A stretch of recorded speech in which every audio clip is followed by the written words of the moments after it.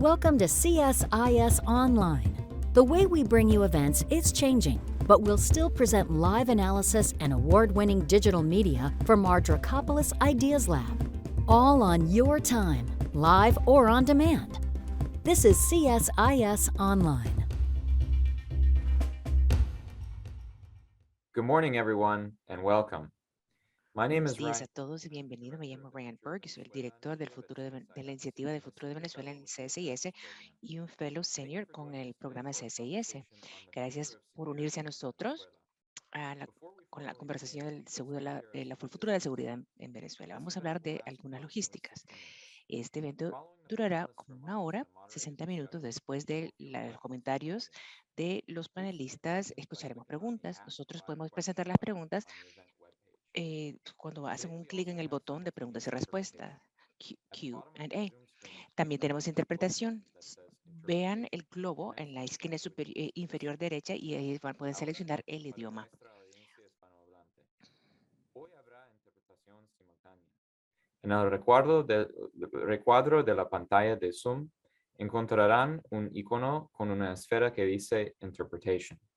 Ahí, por favor, seleccione el idioma de su preferencia. Again, good morning.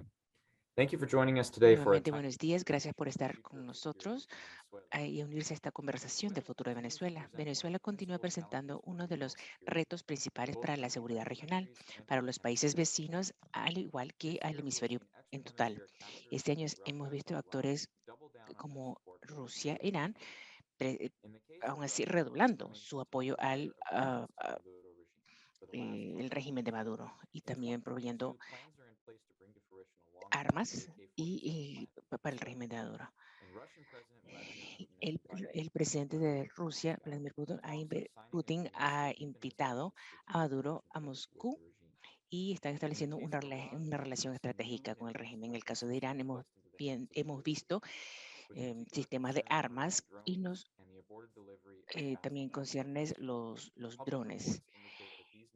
Estos reportes públicos dicen que estas armas han llegado en unos cargamentos. En el verano iban a llegar, pero fueron disuadidos al último minuto. Ahora, el régimen tiene relación con estos diferentes grupos criminales y están moviendo drogas y armas. Las rivalidades a veces surgen rápidamente, como hemos visto antes de este año. Debido a la criminalidad, la naturaleza criminal de este régimen, vemos que esto dificulta la transición política y en este escenario vemos que será difícil tener el control territorial y tendríamos, por lo tanto, muy poca habilidad de poder llegar a tener éxito en el control territorial en Venezuela. El régimen de Maduro no ha estado dispuesto a aceptar estas responsabilidades dentro de las fronteras y en la región.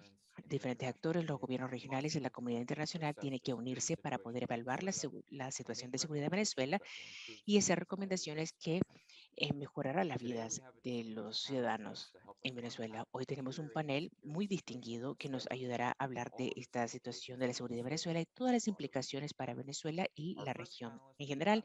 Nuestro panelista primero es William Brownfield, él es el embajador William Brownfield. Él ha tenido más de 40 años de experiencia en el servicio extranjero de Estados Unidos y también es un senior fellow de CSIS, ha sido embajador de Colombia, Venezuela y Chile y también ha ayudado con el INL de los Estados Unidos como embajador. Muchas gracias por unirse. El segundo panelista es Iván Simonovic. También representa FLS. Él es un perito en seguridad y también tiene mucha experiencia con consultoría. Fundó la primera brigada de acciones especiales. Muchísimas gracias, señor Simonovic por unirse a nosotros. Y el tercer panelista, la embajadora Liliana Ayalde. Ella es la asesora senior con el programa de las Américas de CSIS. La embajadora ha prestado su servicio por 38 años en el servicio extranjero de los Estados Unidos, incluyendo siendo embajadora de Brasil, Paraguay y en diferentes puestos en, en Colombia, Guatemala, Nicaragua y Bolivia. Recientemente ha sido la asistente civil para el Comando Sur. Muchísimas gracias por unirse a nosotros. Nuestros panelistas del día de hoy van a enmarcar la conversación analizando la fragmentación del control de los estados en Venezuela, resaltando la influencia de diferentes actores extrarregionales como Irán y Rusia, y también que afecta la seguridad de la diplomacia. Muchísimas gracias, embajador. Les advierto a todos los que están viendo ahora, yo estoy en medio de un tratamiento médico por células precancerosas que se encontraron en mi frente. Proyecto como que tengo una enfermedad.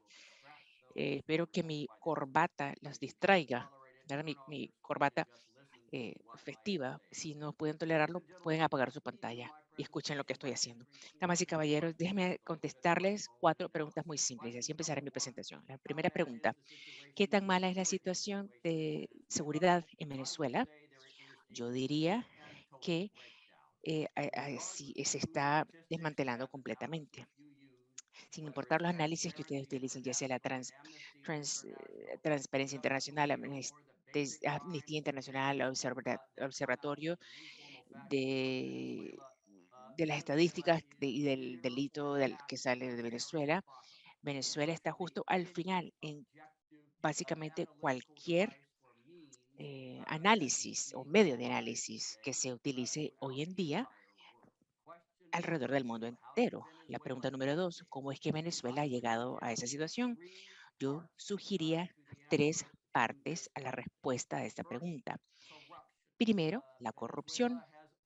Venezuela siempre ha tenido cierto nivel de problema de corrupción, como ha sido, se puede comentar, cualquier gobierno en el mundo entero. Pero lo que le ha pasado a Venezuela es que debido al colapso completo de las instituciones básicas gubernamentales y constitucionales, es por eso que se ha difundido de manera epidémica y pandémica. Si hay algo más allá, se le puede añadir eso también a la corrupción. Estaría ya en ese nivel. Número 2, la presencia creciente de lo que yo llamaría a las organizaciones delictivas basadas en lo económico. Desde el 2007, cuando fue embajador de Venezuela, yo entiendo que las organizaciones de tráfico de drogas en Venezuela están muy establecidas. Esto va más allá también del tráfico de drogas, la minería ilícita, el lavado de dinero, delitos financieros y el movimiento de inmigrantes. Ahora hay entre 6 y 7 millones de inmigrantes. Todo esto ha convertido al gobierno de Venezuela en lo que yo llamaría un estado de mafia, en vez de solamente un estado narco. Número 3, los impulsores políticos. Estos impulsores políticos son las organizaciones y grupos que el gobierno o el régimen de Nicolás Maduro utiliza para controlar o para moverse en ciertas direcciones políticas, ¿verdad? Para mover en direcciones políticas a la gente de Venezuela. Número 2, las negociaciones que tiene con las organizaciones de guerrillas de Venezuela, la ELN y la FARC, que continúan siendo organizaciones muy amplias, con una presencia muy fuerte en Venezuela, en particular en los estados de Zulia y Apure, los estados fronterizos. Y número 3, por lo menos 3 otros estados no gubernamentales de Venezuela, Cuba, Rusia e Irán, todos han introducido en Venezuela parte de su seguridad y em, organización de, de la ley, ¿no? De los cuerpos de la ley. esto está reforzando la corrupción y esto contribuye a los grupos criminales económicos y estos grupos criminales contribuyen y son apoyados por los actores políticos e impulsores y así vamos.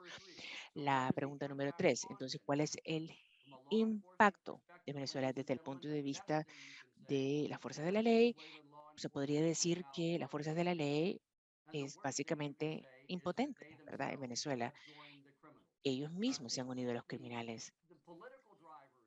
Estos impulsores políticos dentro del régimen de Venezuela, lo que yo llamaba en mis días los colectivos, que es una buena palabra para utilizar para describir el universo completo de los grupos armados que reciben directivas del gobierno de Venezuela y especialmente en las áreas rurales, estas fuerzas se ven como algo positivo porque llevan algún tipo de- de ley, ¿verdad? En las comunidades, pero no rinden ningún tipo de cuentas por lo que ellos hacen, para nada. Número 3, con respecto al impacto, los estados fronterizos y estos estados que están produciendo, ¿verdad? Económicamente, Zulia, Apure y cerca de la cuenca del Orinoco, especialmente el estado de Bolívar, es básicamente la tierra de nadie. Eso es lo que se ve ahora en grandes secciones de Venezuela. No hay presencia estatal, no hay fuerzas de la ley, del orden público, no hay ningún tipo de sentido de ley y de orden.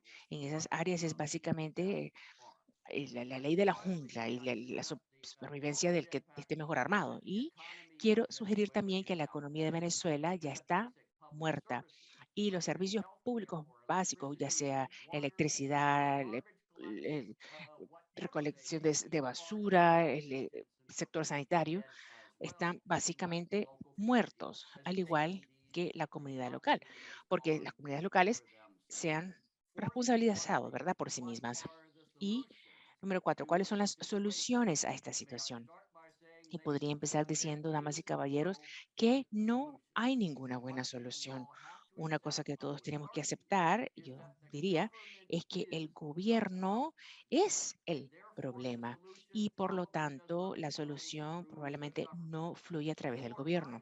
Antes de que yo me fuera de Venezuela, perdón, en el 2007, habíamos desarrollado algo que se llamaba la estrategia de periferia y eso es utilizar los países que están dentro de la proximidad geográfica de Venezuela para poder lograr lo que previamente habíamos tratado de lograr con la cooperación del gobierno de Venezuela.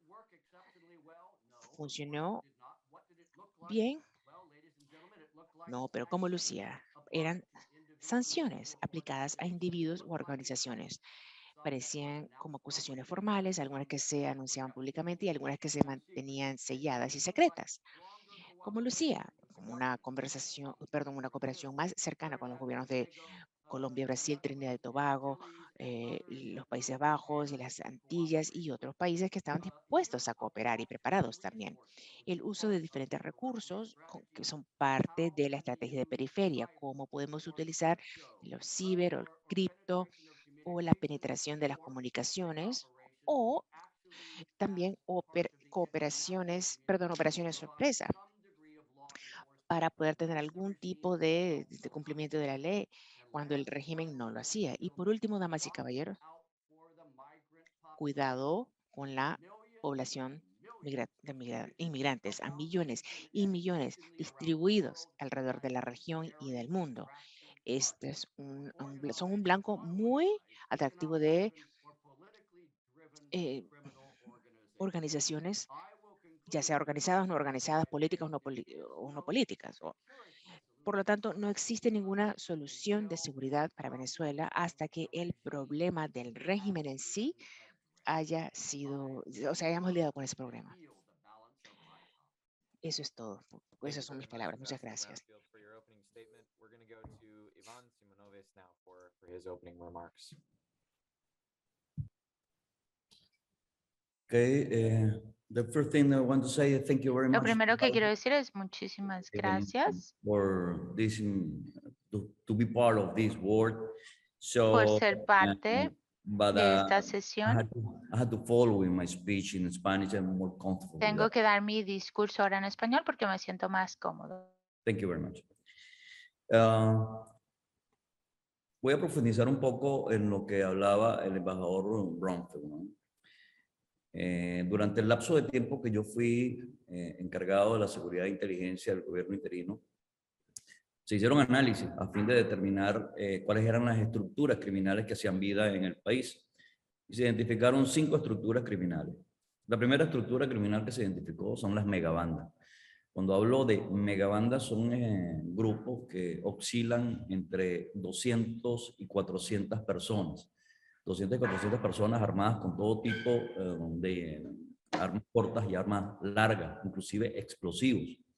De hecho, hay una estructura que se denomina el Tren de Aragua, que ha hecho metástasis pues, en el resto de Latinoamérica y se ha convertido, así como los maras en Centroamérica, unos exportadores de actividades criminales. Pues en Venezuela existen 13 organizaciones como esta. Organizaciones que en un principio fueron patrocinadas y alimentadas por el régimen, porque les interesaba tener este tipo de individuos reclutados para sus propósitos. Hoy en día ya han perdido el control de estas estructuras y estas estructuras tienen vida propia, tienen sus propios líderes, funcionan en células, no son unas estructuras piramidales, sino estructuras que funcionan como en células, así como las estructuras terroristas, donde cada quien pues, tiene su propio espacio, tiene sus propios líderes. Esa es como esa, insisto, hay 13 estructuras dentro de Venezuela. Luego tenemos algo que se denomina los colectivos. Los colectivos son unos grupos armados que el régimen también hizo. No son, que su génesis era la función social. Sin embargo, cada uno de estos grupos colectivos tiene una estructura armada. Bueno, en grupos como estos, hay 14 identificados en todo el país y algunos de ellos de muchísima confianza y muchísima capacidad de fuego. Por ejemplo, hay un colectivo que se denomina el colectivo La Piedrita, que se ubica en la parte oeste de la capital, en Caracas, cuyo líder es Valentín Santana. Valentín Santana es un criminal súper conocido en nuestro país. Y era tanta la confianza y el poder que tenía esta unidad, este grupo asignado creado por el régimen, que a ellos le dieron la posibilidad o le dieron la tarea del cuidado, entre comillas, y la seguridad de Jesús Santrich. En el año 2000, finales del año 2019, yo hice públicas unas fotografías y de ubicaciones de donde se encontraba Jesús Santrich en Venezuela. Jesús Santrich, uno de los líderes de la FARC, que falleció este año en un enfrentamiento que todavía son temas que no están absolutamente claros. Lo cierto es que grupos como estructuras criminales en colectivo, hay 14 en todo el país. No menos importante deja de ser el narcotráfico. El narcotráfico realmente ha permeado en todos los niveles. Bueno, un país donde el empleado público tiene un sueldo que no supera los $10 al mes, bueno, es el caldo de cultivo ideal para que cualquier estructura criminal, en especial la dedicada al narcotráfico, que maneja mucho flujo de dinero, puedan comprar funcionarios de cualquier tipo, funcionarios en los puertos, funcionarios policiales, funcionarios de inteligencia, funcionarios de droga, coroneles, capitanes, comisarios, generales, todos son absolutamente comprables. Así que, bueno, hay 5 estructuras muy importantes en Venezuela: el cartel de La Guajira, el cartel de Oriente y sobre todo uno que es casi que intocable, yo diría, más dicho, intocable, que es el cartel de los soles. El cartel de los soles está dirigido por un grupo de generales. Los soles es haciendo referencia a lo que ellos utilizan en su uniforme, que son un sol, que es lo que lo identifica como generales. Bueno, hay una estructura de esta dirigida simplemente por un grupo de generales. Generales que tienen además el poder de, por ejemplo, apagar todos los radares que sean necesarios para que un avión entre o salga de Venezuela. La droga llega a Venezuela y se identificaron por lo menos 7 vías de distribución de droga. Vías que utilizan la parte marítima, la parte aérea, la parte terrestre. ¿No es cierto? Pues que estructuras de narcotráfico son 5, pero estructuras muy grandes, además de todo lo que ha permeado la droga dentro de Venezuela, ¿no? El mejor Bromfield hizo referencia a un punto que para mí yo creo que es lo más preocupante en todo esto a nivel latinoamericano, y es la guerrilla. En Venezuela existen no menos de 3.000 hombres del ELN y no menos de 500 de la FARC. Es decir, toda la guerrilla que existía per se en Colombia se mudó a Venezuela. Venezuela se convirtieron en los 944.000 kilómetros cuadrados más importantes para cualquier estructura criminal del mundo. ¿Por qué? Bueno, porque hacen alianzas con el régimen los protege y ellos pueden planificar, hacer, diseñar cualquier estrategia criminal dentro de Venezuela sin que nadie los moleste. Algunos de ellos inclusive gozan de protección del mismo régimen. Iván Márquez, el líder de la FARC, se mueve a lo largo y ancho del país como un ministro, con escoltas del régimen, con un criminal súper conocido y que, bueno, hace lo que le da absolutamente la gana. En marzo de este año sucedió un evento muy interesante porque hubo enfrentamientos entre criminales, ¿no? La FARC, la disidencia de la FARC, se pelearon por el control del tráfico de droga en el estado Apure. Eso llevó a una disputa entre Gentil Duarte e Iván Márquez. Como Iván Márquez tiene al gobierno o al régimen de su lado, bueno, sencillamente pues le pidieron que ellos actuaran para neutralizar a Gentil Duarte. Las consecuencias fueron nefastas. Un grupo muy importante de oficiales militares venezolanos fallecieron en ese intento. No están preparados. No tienen el conocimiento estratégico ni en campo para poder enfrentar una guerrilla que tiene más de 60 años sabiendo cómo actuar contra las fuerzas militares, que le ha costado mucha sangre a Colombia. Lo cierto es que un grupo importante de 17 oficiales militares venezolanos fallecieron. Los demás fueron secuestrados. Y al final de la película, de toda esta horrible película, el acuerdo entre Gentil Duarte y Padrino López, el ministro de la Defensa de Venezuela, fue entregarles el estado Apure a ellos para que ellos les devolvieran a los oficiales militares. Hoy por hoy el estado Apure no es que es un sitio de confluencia de narcoguerrilla o de guerrilleros, no. Eso es un terreno exclusivo de la FARC. Lo maneja Gentil Duarte. Pueden escoger inclusive cuáles son los candidatos políticos de alcaldes o lo que sea, concejales dentro del estado Apure. Hay zonas donde sencillamente es la FARC donde domina.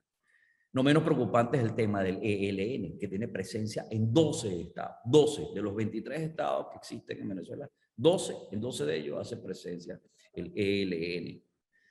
Entonces, el tema de la guerrilla para mí es algo que es extremadamente importante que se tenga en la mira. Y hoy en día no podemos hablar de amenazas, porque ninguna de estas cosas son amenazas. Son temas ciertos, están allí, operan desde Venezuela. La quinta estructura criminal es el terrorismo. El terrorismo, los mismos que atacaron las Torres Gemelas en Nueva York, hacen vida en Venezuela.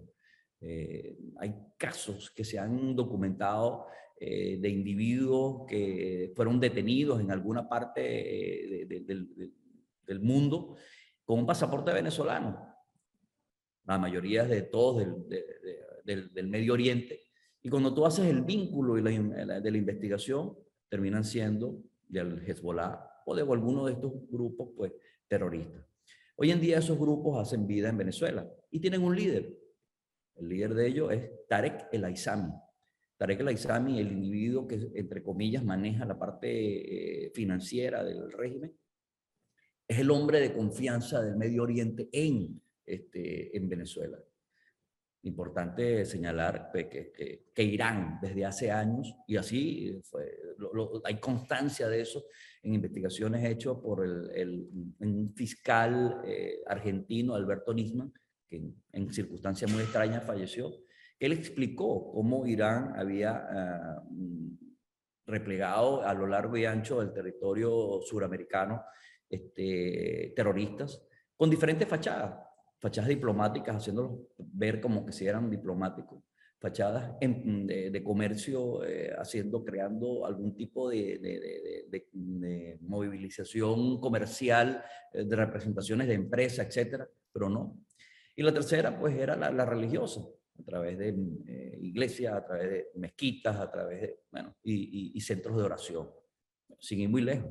En estos momentos, un estado en Venezuela, el estado Nueva Esparta, mejor conocido como la isla de Margarita, bueno, es más fácil conseguirse con alguien del Medio Oriente en la calle que con un margariteño venezolano. Esa es la realidad de lo que está sucediendo en Venezuela. Ahora, mis conclusiones son lo siguiente. Todo esto forma parte, o sea, Venezuela no es más que el centro del pivoteo de un movimiento geopolítico internacional liderizado por China, Rusia, Irán, Turquía, cuyo objetivo es absolutamente claro: los Estados Unidos. Irán nunca estuvo más cerca de los Estados Unidos de lo que está ahorita. Tienen base en un sitio en Venezuela, muy al norte en Venezuela, en un puerto en Venezuela, donde en una oportunidad un oficial iraní dijo que jamás había estado tan cerca del territorio americano como lo estaba ahora, a solamente 1.200 millas del estado de la Florida. Entonces, Venezuela, pues, insisto, pues, no es un tema que es una amenaza, es una realidad. Y estos países geopolíticamente están utilizando a Venezuela en esta condición de, como mencionaba el embajador Bromfield, que se acabaron las instituciones y que está en su peor momento. Bueno, utilizan esto como centro de pivoteo del terrorismo y de las actividades criminales internacionales. Y todo esto yo creo que tiene que ver con 5 puntos. El primero es desestabilizar las instituciones, desmoralizar a las sociedades latinoamericanas, la institucionalización de la crisis, porque la crisis se ha permeado en toda Latinoamérica. Ofrecen un nuevo modelo. Lamentablemente, pues ayer vimos como en Chile triunfaron los rojos, triunfó nuevamente el comunismo. ¿Pero por qué sucede eso? Sucede porque sencillamente, pues, es un tema de marketing. A mi manera de ver, es un tema de marketing. El marketing del comunismo, bueno, es comprable. Y ellos en los últimos 50 años se han dedicado al marketing. Ellos dejaron de pelear en las empresas, en las fábricas, porque sabían que no podían ganar ya con los obreros, porque los obreros hoy en día son profesionales y son gente absolutamente clara y pensante. Entonces, lo único que se han convertido son unos extraordinarios vendedores de algo que no existe, que es improbable que puedan lograr. Y por último, el quinto punto, pues, es control y poder. Yo estoy convencido que permitir la movilización de más de 5 millones de seres humanos que han salido de Venezuela es un proceso de desestabilización latinoamericana y para otros países. O sea, tú imagínese el impacto económico que crea cuando tú en Colombia tienes 2 millones de venezolanos, o en Perú tienes 1,5 millones. O sea, eso es algo inmanejable, porque no solamente es el individuo que tienes allí, o sea, es atención social, es sueldo, es trabajo, o sea, cualquier cantidad de cosas. Aquí mismo, a los Estados Unidos, tú agarras por un puerto, aterrizan 200,000 venezolanos y desestabiliza el estado de la Florida. Así que esto forma parte de los procesos de desestabilización. Si me preguntaran a mí... Ivan, if I can have you stop there so that we can give some time to Iván, Ambassador. si podemos parar para darle también tiempo al embajador. Mi conclusión. Sí hay solución. La solución pasa por 3 puntos. Un punto político, un punto militar y un punto jurídico. El político, donde los líderes latinoamericanos tienen que ponerse de acuerdo. Los militares, porque esto es un tema, los militares deben ser consultados cómo abordar esta situación. Y el tercer punto, lo jurídico, que es lo que se trata de hacer a través de la Corte Penal Internacional. Con eso concluyo, disculpen la extensión. Great, thank you very much, Iván Simonovic. Over to you, Ambassador Ayalde, for your opening remarks. Thank you. Thank you, Ryan. Embajadora, por favor, con sus comentarios. Gracias, Ryan, por la invitación y la oportunidad de unirme al embajador Brownsfield y a Iván para poder entender mejor esta situación tan caótica en Venezuela. 100% estoy de acuerdo con el análisis que se ha hecho y con la situación caótica que obviamente ha impactado más allá de las fronteras de Venezuela y tiene implicaciones para todos nosotros. Sin ánimos de repetir lo que ya se ha dicho, quiero hablar de un par de puntos para expandir la conversación con cuestiones de seguridad. Y con mi preparación, que tiene que ver más bien con el desarrollo, quiero enfatizar lo que ya se ha mencionado de refilón, ¿no? Con respecto a la crisis humanitaria que está aumentando como asunto de seguridad, los niveles de la pobreza continúan aumentando de manera muy importante, lo que contribuye a la inseguridad regional y a estos retos de seguridad. Actualmente en Colombia, actualmente estoy en Colombia y puedo ver este problema de los 1,7 millones de inmigrantes que han entrado y ahora probablemente están cambiando sus perfiles y está aumentando la actividad delictiva en las calles, está aumentando la xenofobia y es muy preocupante. Y lo que yo he sentido aquí probablemente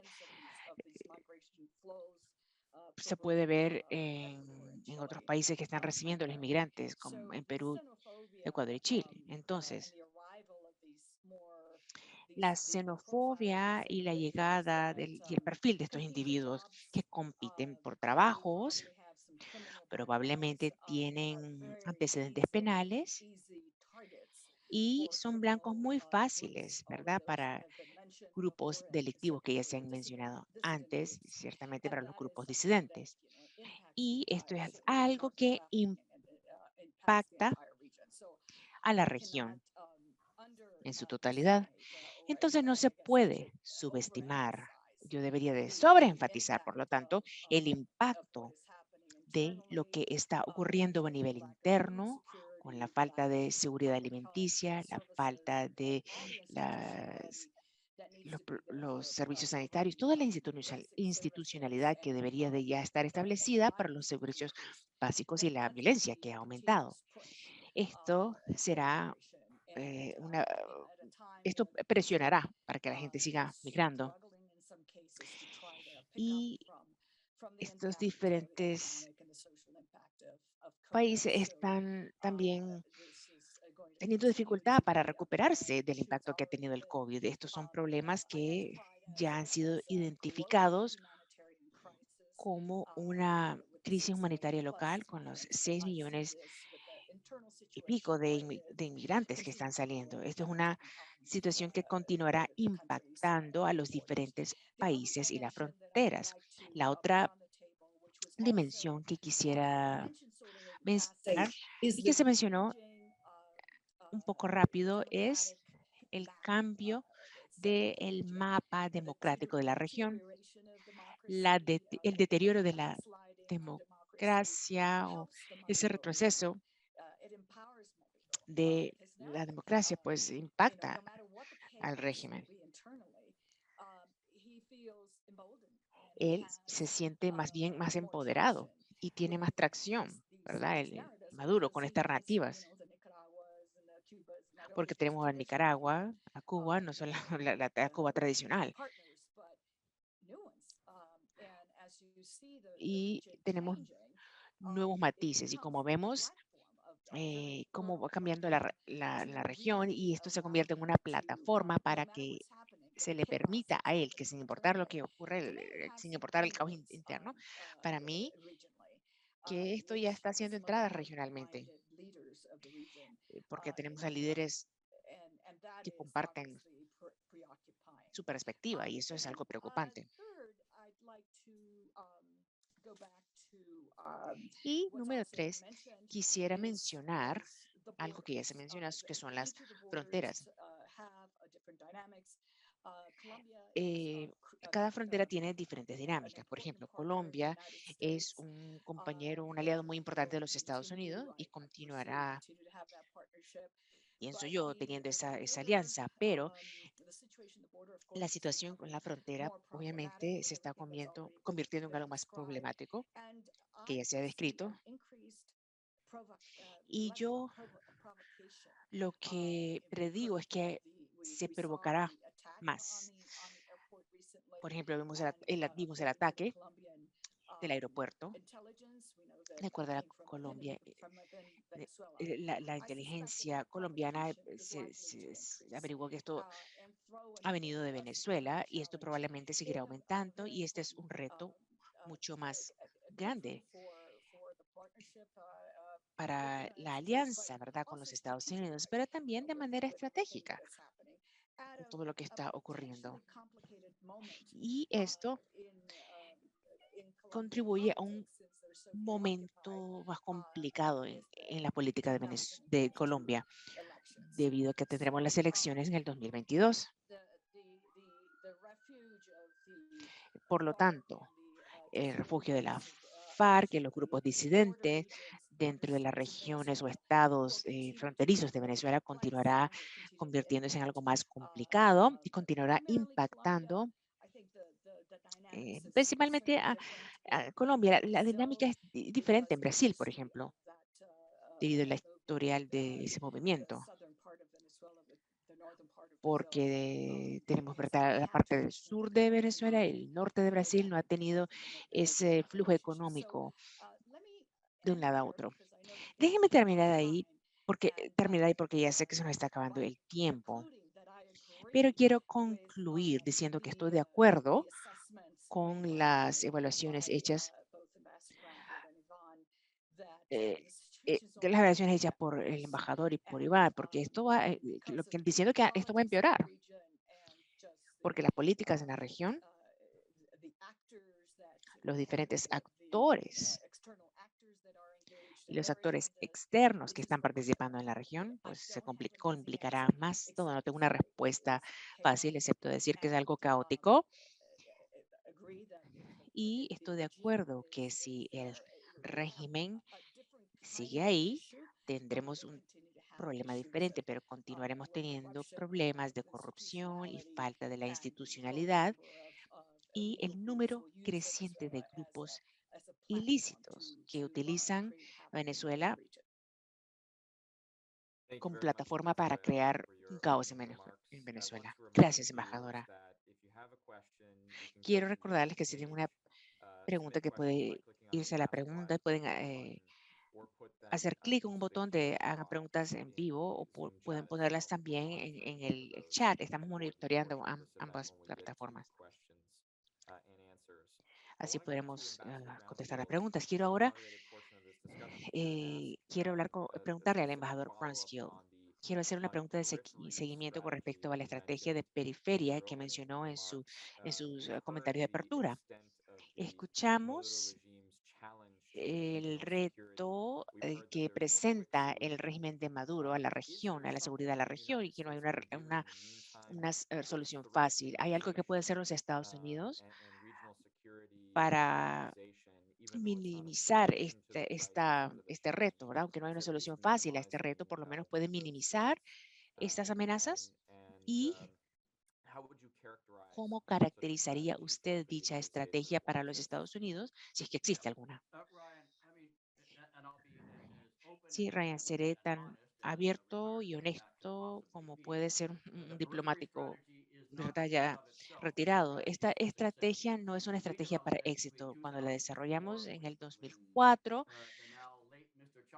ahora cuando ya el difunto señor Chávez y con la DEA y también con la cooperación en el FBI en Venezuela hasta el 2007, cuando yo me fui, pero esta estrategia de periferia era una estrategia para limitar los daños. Por lo tanto, lo que significa que no hay ningún sustituto para la cooperación directa con las instituciones de la ley del país. donde se están cometiendo los delitos. Pero si no podemos tener eso por razones filosóficas, ideológicas o políticas en ese país anfitrión, no con nosotros, ¿verdad? ¿Qué es lo mejor que podemos hacer en ese caso? Esas son las malas noticias, ¿verdad? Pero las buenas noticias es que la estrategia de periferia es una estrategia muy flexible y la hemos estado ajustando bastante desde que la desarrollamos hace 15, 16, 17 años. Y lo que ocurre en el campo tiene un impacto acerca de lo que podemos hacer más. Les seré honesto, con la elección del presidente Bolsonaro, yo creo que lo pronuncié bien, ¿verdad? Later on. Por favor, corríjenme si no lo hice bien. Esto abrió puertas, ¿verdad? De estrategia que no teníamos antes en Brasil. Ahora, en el 2016, el gobierno de Colombia, con el acuerdo de paz, por lo menos la mayoría de la FARC abrió puertas a la estrategia periférica que no teníamos antes. El movimiento de los migrantes, casi 2 millones de inmigrantes de Venezuela localizados en Colombia y grandes concentraciones en otras naciones también, incluyendo, damas y caballeros, a los Estados Unidos de América, abre oportunidades, al igual que problemas con la estrategia de periferia. Y Ryan, para contestar tu pregunta, si se puede, podemos crear sanciones específicas, podemos ser más agresivos con respecto a las acusaciones formales para identificar quién ha sido, ¿verdad?, acusado formalmente. Podemos ofrecer recompensas, por ejemplo. No hay nada como una recompensa de $1 millón para mm, alentar a que la gente haga ciertas cosas. Podemos tratar ciertas cosas de manera más cooperadora con otros gobiernos para que no solamente sean los Estados Unidos o no solamente Colombia o no solamente Brasil, que son los 3 países claves con respecto a la periferia directa. Podríamos tratar, ¿verdad?, de abordar el tema de esa manera. No podríamos resolver el problema de seguridad y de crimen de Venezuela. Digan que, que conste que Brownsfield dice que no, porque hasta que resolvamos el problema del régimen de Venezuela, no resolveremos el problema de crimen y seguridad en Venezuela. Gracias, embajador Brownfield.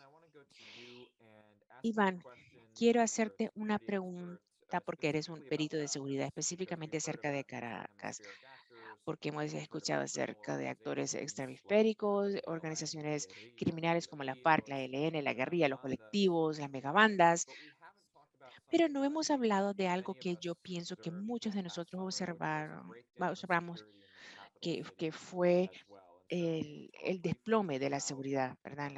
Seguridad. ¿Puede hablar brevemente acerca de la determinación de los acuerdos, perdón, la terminación de los acuerdos entre los líderes de las gangas como era el Coque, el Coque 905, lo que vimos con respecto a el control regional, porque yo creo que esto demuestra la fragmentación que está ocurriendo más amplia.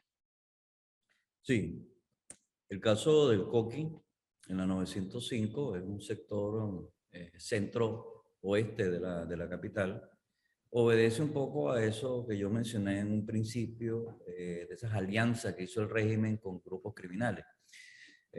Caracas, como muchas ciudades latinoamericanas, está rodeada de una franja de gente que vive digamos, de los barrios, que son los más pobres de cada ciudad.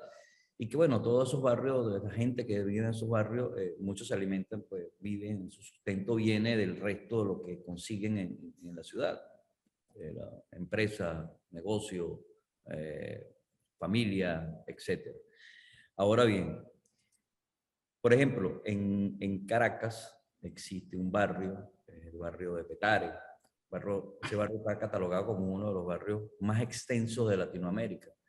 Pueden haber fácilmente 2 millones de personas viviendo, 1.800.000, que sea, quizás.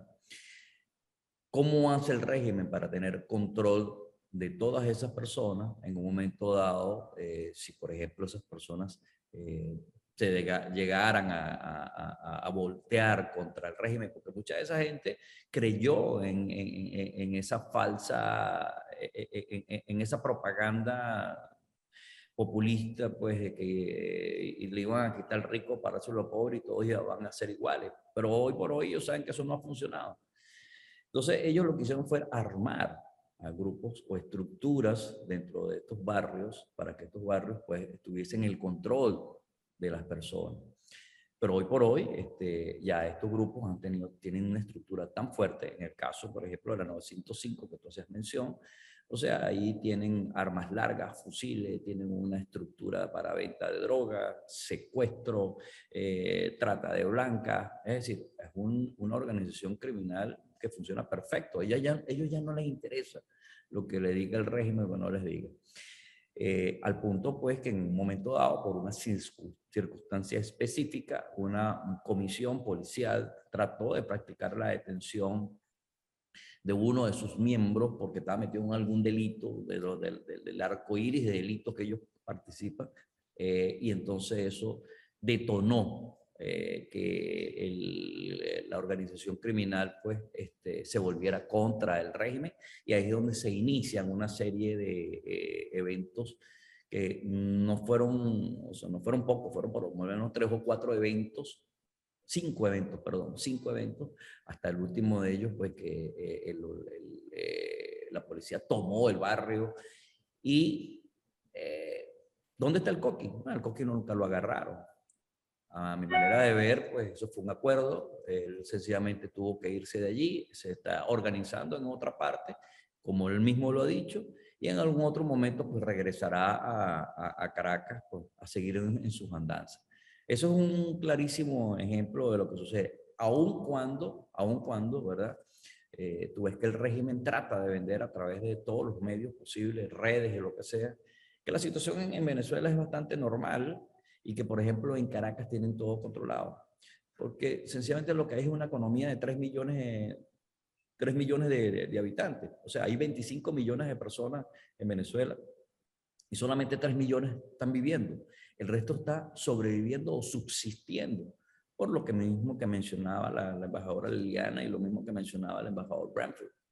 No hay electricidad, no hay servicio, no hay trabajo, no hay comida, no hay medicina. Esa es la realidad de lo que sucede en el país. Thank you very much, Iván. Ambassador Ayalde, I want to go to you. Muchas gracias, embajadora Ayalde. Usted era la consejera del comandante en Southcom, así que quiero hacerle una pregunta acerca de cómo US Southcom está pensando acerca de este desafío de seguridad desde una perspectiva de la región. ¿Hay una estrategia para prevenir cualquier tipo de efecto que mencionó? Tenemos a Colombia, pensamos inmediatamente en Colombia, pero Brasil también y otros países en la región, así que si le pudiera pedir que se pusiera el sombrero de US Southcom. Sí, yo salí de Southcom y hay un nuevo comandante ahí, el general Richardson, así que seguro que ella está en proceso de dar un cambio a la estrategia, pero al haber dicho esto, una de los objetivos principales de Southcom es fortalecer las asociaciones y cooperación militar en la región. Y siempre ha sido para mí increíble ver cómo el ejército y cómo se comunican sin importar los temas políticos y las relaciones. El ejército que ha sido capacitado en los Estados Unidos y que participan en ejercicios y hay diferentes intercambios, siguen hablando el mismo idioma y tratan de mantener estos enlaces de comunicación. Pero después de haber dicho esto, hay lo que le llaman una aspiradora de lo que ocurre en Venezuela, porque no tenemos una presencia ahí y mucho de esto se hace por medio de la coordinación con otros de nuestros socios y asegurarnos de que podamos compartir información de inteligencia, no solo con la región, pero más allá, especialmente en cuanto a los actores externos que tienen tanta influencia y tratan de manipular la presencia en la región y también específicamente en Venezuela. Así que no tengo duda de que todavía se está poniendo mucha atención a lo que está ocurriendo, las implicaciones de seguridad dentro de Venezuela y por fuera de Venezuela. Y no solo en Colombia, pero también en otros países. Y es complicado cuando uno tiene gobiernos o administraciones que están más orientadas del lado izquierdo, pero sin embargo en países como Perú, yo hablé con el comandante de ahí y me dicen que han sido invitados a participar en un ejercicio militar, lo cual fue sorprendente para mí, pero para poder tomar ventaja de esto y seguir compartiendo información y fortalecer estas asociaciones, porque los desafíos son muy grandes. Muchas gracias, embajadora Ayalde. Vamos ahora a pasar ya a la sesión de preguntas y respuestas y tenemos algunas preguntas muy buenas y queremos que todos los panelistas tengan la oportunidad de contestar si se puede. Así que tal vez nos pasemos un poco de las 11, pero la primera pregunta que quiero hacer es específicamente en cuanto a información. Tenemos una pregunta muy buena aquí que dice con la embajada de Venezuela en Colombia, ¿qué tipo de fuentes de información se tienen para tomar decisiones en cuanto a sanciones, asignaciones y otros programas y acciones para contrarrestar al régimen? Tenemos suficiente información, así que cualquier persona que quiera contestar, supongo que la embajadora Ayalde y Brownfield tienen comentarios. Just quickly say that Sí, rápidamente quiero decir que la administración de Biden está coordinando con los europeos y otros gobiernos.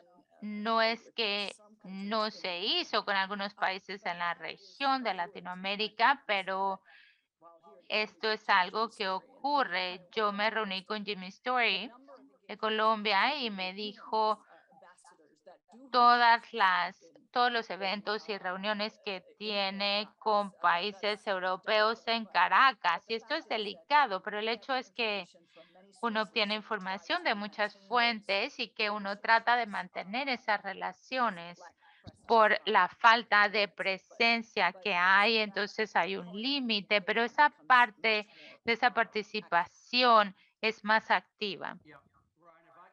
Sí, puedo decir algo, Ryan. Obviamente estoy de acuerdo con todo lo que dijo la embajadora Ayalde. Ella y yo sabemos bien y probablemente estamos de acuerdo en que somos amigos del caballero que tiene el título en este momento de embajador de Estados Unidos a Venezuela. Y estoy de acuerdo con la pregunta, por lo que yo entiendo, y es nuestra capacidad de poder recolectar información, hablar con gente, hablar con fuentes que saben qué es lo que está ocurriendo de primera mano en Venezuela, pero obviamente no tenemos una presencia en este momento en Venezuela permanente, no porque fue nuestra decisión o nuestro deseo, pero por las condiciones en el país, las condiciones creadas específicamente con el régimen existente y el gobierno de los Estados Unidos. Y estoy de acuerdo con la decisión que tomaron, así que era imposible mantener una presencia permanente en Venezuela. Ahora pueden hacer un trabajo de calidad en Colombia, nuestros miembros, sí, pero nosotros no tenemos contacto y sabemos qué es lo que está ocurriendo exactamente en Venezuela, pero no estamos ahí, pero nosotros desde Colombia podemos continuar la comunicación y nos continuamos informando de lo que está ocurriendo en Venezuela directamente de manera electrónica, nos comunicamos por mensajes o también nos comunicamos con individuos en los que podemos confiar y tenemos una conversación y sí tiene valor lo que nos da y podemos tomar decisiones en cuanto a políticas y la realidad de lo que está ocurriendo en Venezuela. Lo que perdemos es la capacidad de influenciar algo rápidamente dentro de Venezuela. Y reconozco esto porque lo hacemos desde larga distancia y es más complicado, pero sí tenemos las fuentes y comunicación y no sé qué tenga que decir el doctor Simonovic, pero realmente, por lo menos en los últimos 4 años, yo he dicho que tenemos que animar y facilitar una mejor organización de la diáspora de Venezuela, los 6 millones y algo de ciudadanos que viven en este momento involuntariamente por fuera de Venezuela. ¿Qué podemos hacer para facilitar, animar y ayudar a que se organicen estos ciudadanos y sean una fuerza más efectiva o una institución para influenciar lo que está ocurriendo en su país de origen? Y ahí obviamente nosotros no es que estemos cortando esta conexión por no tener la embajada en Venezuela. Muchas gracias, embajador. Ahora le quiero hacer una pregunta directamente a Iván, porque tenemos aquí esa pregunta en la sección y se trata acerca de la oposición, pero específicamente, dada la situación de seguridad en el país, hemos escuchado que no hay mucho que pueda hacer la comunidad internacional para afectar la situación. El régimen es como es. ¿Qué debe de hacer la oposición? ¿O cuál es la estrategia de seguridad de la oposición y cómo se debe de resolver este problema? En realidad es poco lo que se puede hacer en el sentido de el régimen tiene el total control de todas las instituciones dentro del país. Y cuando digo de todas las instituciones, me refiero inclusive al sistema judicial. Es decir, como toda dictadura, pues ellos tratan de hacer ver que todo lo que decisiones que se toman son absolutamente legales. Entonces ellos tienen un total control sobre el sistema de justicia, sobre el sistema penitenciario, sobre la fiscalía y obviamente las policías y las fuerzas militares. Entonces, visto desde ese punto de vista, la oposición no puede hacer absolutamente nada dentro del país para mejorar la seguridad. No existe forma.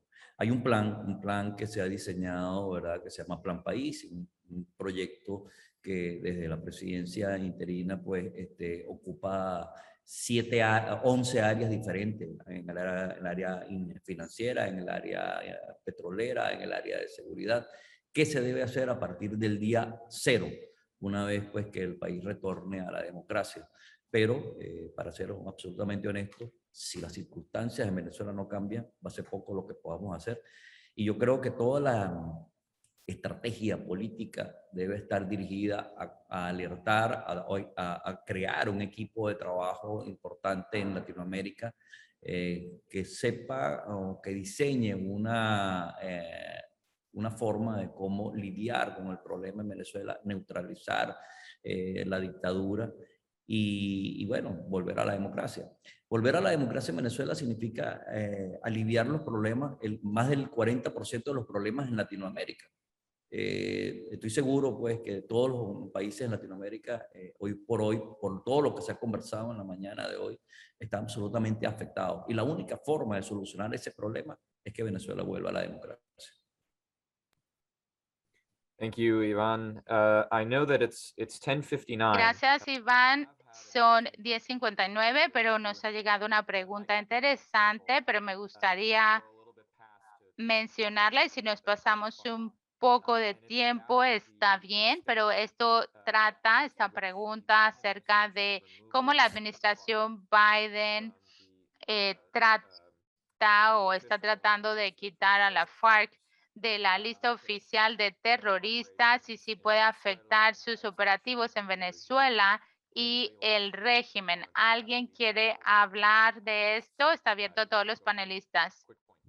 Sí, sí. Yo verá que hay una gran confusión con esta decisión.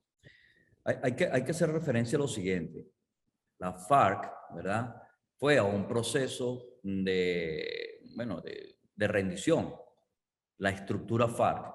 Luego hay unos FARC disidentes, un FARC disidente que pudiera ser un 15-20% de la estructura original FARC. Entonces, La decisión que toma el gobierno de los Estados Unidos es referente a estos individuos que se acogieron al proceso de pacificación. Ellos están cumpliendo con ese proceso de pacificación, entonces ellos están exentos pues de esa marca de terroristas.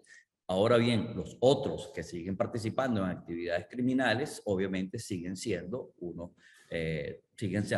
digamos, objetivo, siguen siendo una persona estigmatizada o siguen siendo identificadas como parte de una organización terrorista. Los que yo comentaba hace rato, los 300 individuos de la FARC que hacen vida en Venezuela, esos señores siguen estando, digamos, en esa lista negra.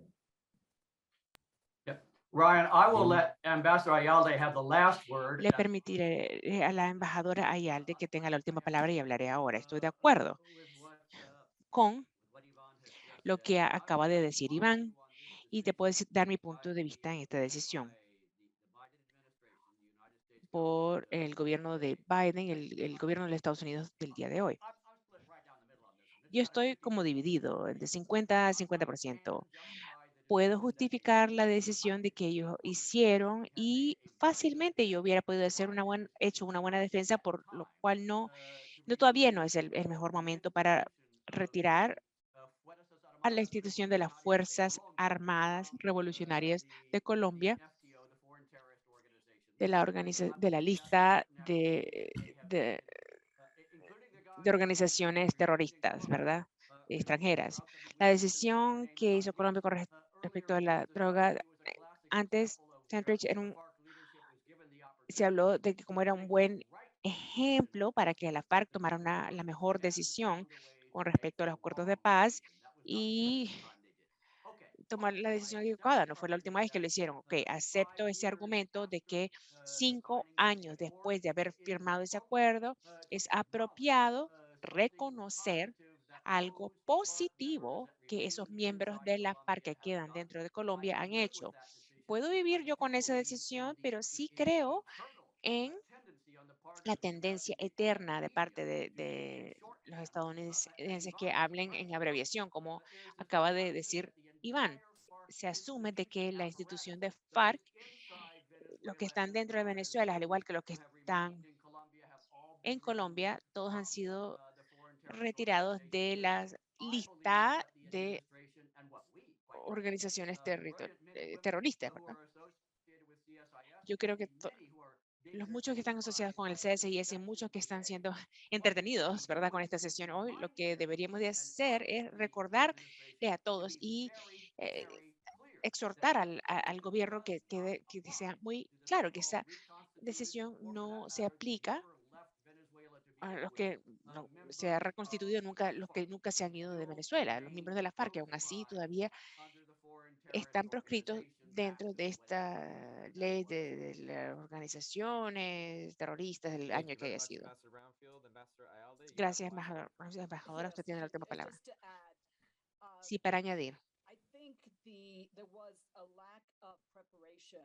Creo que hubo una falta de preparación desde el punto de vista, ¿verdad?, de organización. Yo estoy en la Florida, entonces imagínense la narrativa que se utilizó.